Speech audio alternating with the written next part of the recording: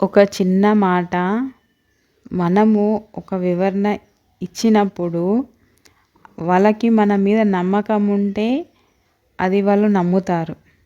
అదే మన పైన నమ్మకం లేనప్పుడు వివరణ అనేది, ఎక్స్‌ప్లనేషన్ అనేది ఎంత మంచిగా చెప్పినా, అర్థమయ్యే విధంగా చెప్పినా వాళ్ళు మాత్రం అర్థం చేసుకోరు. ఎందుకంటే వాళ్ళకి మన పైన నమ్మకమే ఉండదు.